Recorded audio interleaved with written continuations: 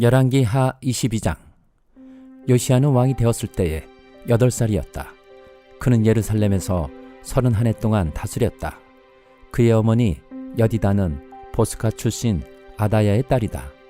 요시야는 주님께서 보시기에 올바른 일을 하였고 그의 조상 다윗의 모든 길을 본받아 곁길로 빠지지 않았다. 요시야 왕 제18년에 왕은 아살랴의 아들이요 무술람의 손자인 사반 서기관을 주님의 성전으로 보내며 지시하였다. hil기야 대제사장에게 올라가서 백성이 주님이 성전에 바친 헌금 곧 성전 분지기들이 백성으로부터 모은 돈을 모두 계산하도록 하고 그 돈을 주님이 성전 공사 감독관들에게 맡겨 일하는 인부들에게 품삯으로 주어 주님이 성전에 파손된 곳을 수리하게 하시오. 목소와 돌 쌓는 사람과 미장이에게 품삯을 주고 또 성전 수리에 필요한 목재와 석재도 구입하게 하시오. 그들은 모두 정직하게 일하는 사람들이니 일단 돈을 넘겨준 다음에는 그 돈을 계산하지 않도록 하시오. hil기야 대제사장이 사반 서기관에게 주님이 성전에서 율법책을 발견하였다고 하면서 그 책을 사반에게 넘겨주었으므로 사반이 그 책을 읽어보았다.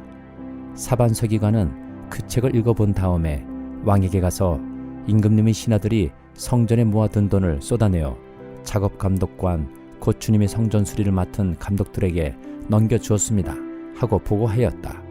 사반 서기관은 왕에게 hil기야 대제사장이 자기에게 책 한 권을 건네주었다고 보고한 다음에 그 책을 왕 앞에서 큰 소리로 읽었다. 왕이 그 율법책의 말씀을 듣고는 애통해하며 자기의 옷을 찢었다. 왕은 hil기야 대제사장과 사반의 아들 아히감과 미가야의 아들 악볼과 사반 서기관과 왕의 시종 아사에게 명령하였다. 그대들은 주님께로 나아가서 나를 대신하여 그리고 이 백성과 온 유다를 대신하여 이번에 발견된 이 두루마리의 말씀에 관하여 주님의 뜻을 여쭈어보도록 하시오. 우리의 조상이 이 책의 말씀에 복종하지 아니하고 우리들이 지키도록 규정된 이 기록대로 하지 않았으므로 우리에게 내리신 주님의 진노가 크오. 그리하여 hil기야 제사장과 아히감과 악볼과 사반과 아사야가 살룸의 아내 훌다 예언자에게 갔다.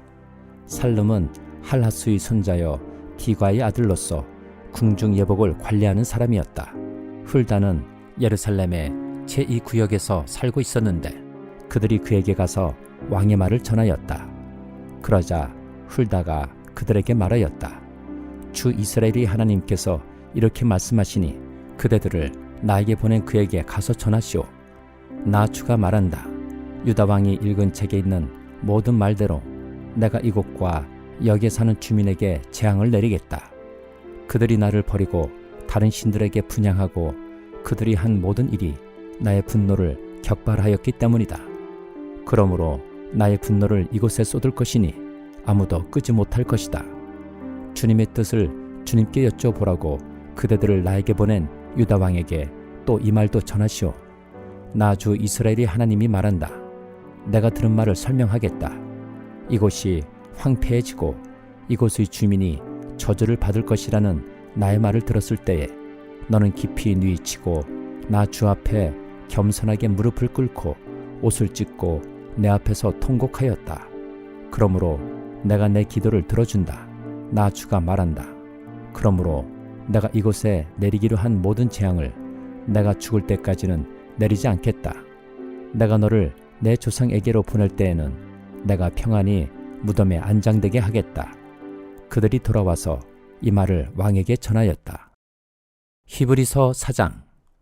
그러므로 하나님께서 주시는 안식에 들어가리라는 약속이 아직 남아있는 동안에 여러분 가운데서 거기에 미치지 못하는 사람이 아무도 없도록 두려운 마음으로 조심하십시오. 그들이나 우리나 기쁜 소식을 들은 것은 마찬가지입니다. 그런데 들은 그 말씀이 그들에게는 아무런 유익이 되지 못하였습니다. 그들은 그 말씀을 듣고서도 그것을 믿음과 결합시키지 않았기 때문입니다. 그러나 그 말씀을 믿은 우리는 안식에 들어갈 것입니다. 그것은 내가 진노하여 맹세한 것과 같이 그들은 결코 내 안식에 들어오지 못할 것이다 하고 말씀하신 그대로입니다. 사실상 하나님께서 세상을 창조하시고 모든 일을 끝마치셨으므로 그때부터 안식이 있어 온 것입니다. 일곱째 날에 관해서는 어딘가에서 하나님께서 일곱째 되는 날에는 그 모든 일을 마치고 쉬셨다 하였고, 또 이곳에서는 다시 그들은 결코 내 안식에 들어오지 못할 것이다 하셨습니다. 그러므로 어떤 사람들에게는 안식에 들어갈 기회가 아직 남아 있습니다. 그런데 기쁜 소식을 먼저 들은 사람들이 순종하지 않았으므로 들어갈 수 없었습니다. 그렇지만 하나님께서는 다시 오늘이라는 어떤 날을 정하시고 이미 인용한 말씀대로 오랜 뒤에 다윗을 통하여 오늘 너희가 그의 음성을 듣거든 너희 마음을 완고하게 하지 말아라 하고 말씀하셨습니다. 여호수아가 그들에게 안식을 주었더라면 하나님께서는 그 뒤에 다른 날이 있으리라는 것을 말씀하시지 않았을 것입니다. 그러니 하나님이 백성에게는 안식하는 일이 아직 남아 있습니다. 하나님께서 주실 안식에 들어가는 사람은 하나님이 자기 일을 마치고 쉬신 것과 같이 그 사람도 자기 일을 마치고 쉬는 것입니다. 그러므로 우리는 이 안식에 들어가기를 힘씁시다. 아무도 그와 같은 불순종의 본을 따르다가 떨어져 나가는 일이 없도록 해야 하겠습니다. 하나님의 말씀은 살아있고 힘이 있어서 어떤 양날 칼보다도 더 날카롭습니다. 그래서 사람 속을 꿰뚫어 혼과 영을 갈라내고 관절과 골수를 갈라놓기까지 하며 마음에 품은 생각과 의도를 밝혀냅니다. 하나님 앞에는 아무 피조물도 숨겨진 것이 없고 모든 것이 그의 눈앞에 벌거숭이로 드러나 있습니다. 우리는 그의 앞에 모든 것을 드러내 놓아야 합니다. 그러나 우리에게는 하늘에 올라가신 위대한 대제사장이신 하나님의 아들 예수가 계십니다. 그러므로 우리의 신앙 고백을 굳게 지킵시다. 우리의 대제사장은 우리의 연약함을 동정하지 못하시는 분이 아닙니다. 그는 모든 점에서 우리와 마찬가지로 시험을 받으셨지만 죄는 없으십니다. 그러므로 우리는 담대하게 은혜의 보좌로 나아갑시다. 그리하여 우리가 자비를 받고 은혜를 입어서 제때에 주시는 도움을 받도록 합시다. 요엘 1장. 이것은 주님께서 부드엘의 아들 요엘에게 하신 말씀이다. 나이 많은 사람들아 들어라. 유다 땅에 사는 사람들아 모두 귀를 기울여라. 너희가 살고 있는 지금이나 너희 조상이 살던 지난날에 이런 일이 일어난 적이 있느냐? 너희는 이것을 자녀들에게 말하고 자녀들은 또 그들의 자녀들에게 말하게 하고 그들은 또 그 다음 세대에 말하게 하여라.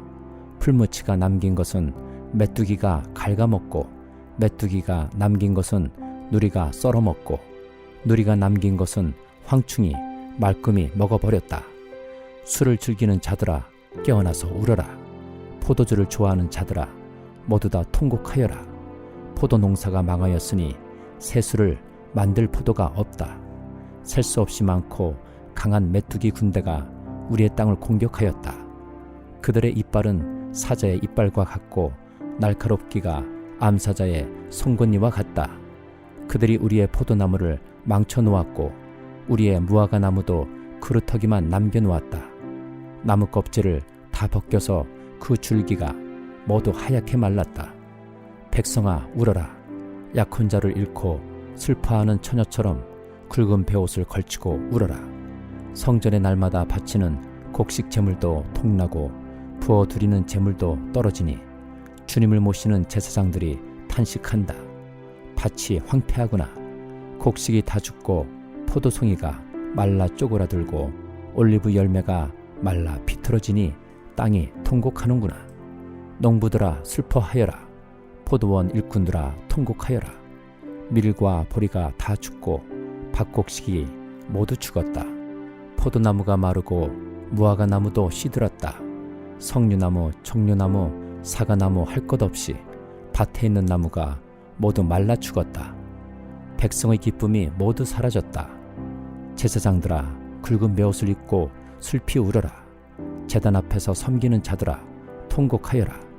하나님을 섬기는 제사장들아 굵은 베옷을 입고 성전으로 가서 밤을 새워 통곡하여라. 너희가 날마다 아침 저녁으로 하나님의 성전에 바칠 곡식 제물과 부어드릴 제물이 떨어졌다. 거룩한 금식을 선포하고 성회를 열어라. 장로들과 유다 땅에 사는 모든 백성을 불러 주 너희 하나님의 성전에 모으고 주님께 부르짖어라. 슬프다 그날이여, 주님께서 심판하실 날이 다가왔다. 전능하신 분께서 보내신 바로 그 파멸의 날이 다가왔다. 곡식이라고는 구경조차 할 수 없다.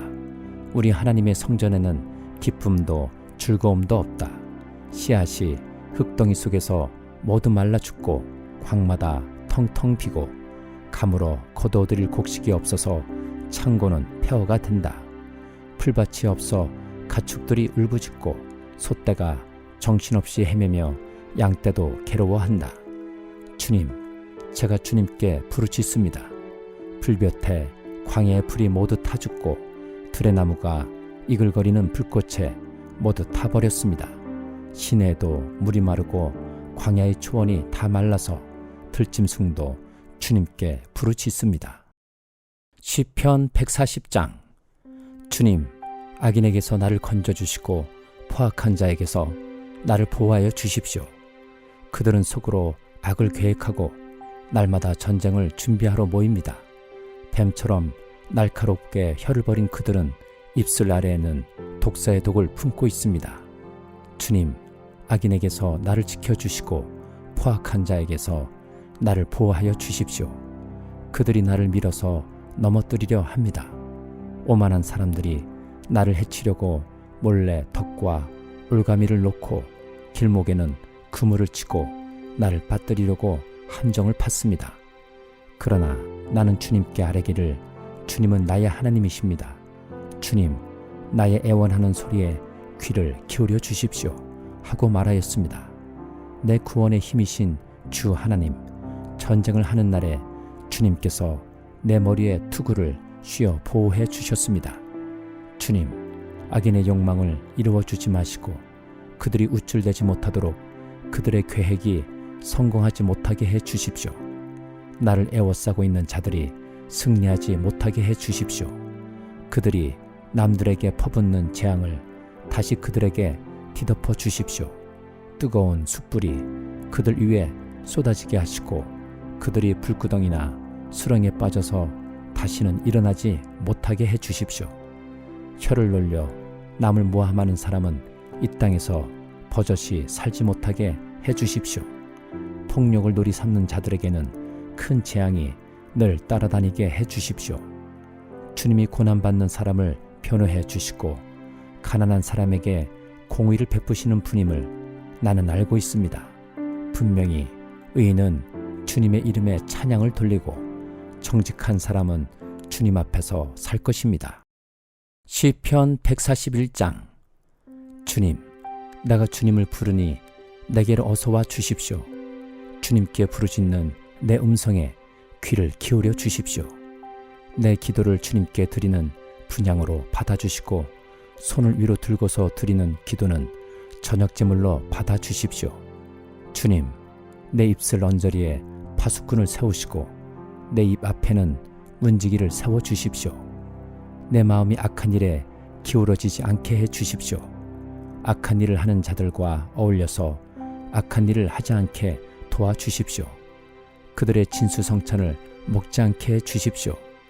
의인이 사랑의 매로 나를 쳐서 나를 꾸짖게 해주시고 악인들에게 대접을 받는 일이 없게 해주십시오. 나는 언제나 그들의 악행을 고발하는 기도를 드리겠습니다. 그들의 통치자들이 돌부리에 걸려서 넘어지면 그제서야 백성은 내 말이 옳았음을 알고서 내게 귀를 기울일 것입니다. 맷돌이 땅에 부딪혀서 깨지듯이 그들의 해골이 부서져서 수월 어귀에 흩어질 것입니다. 주 하나님, 내 눈이 주님을 우러러 보며 주님께로 내가 피하니 내 영혼을 벌거벗겨서 내쫓지는 말아 주십시오.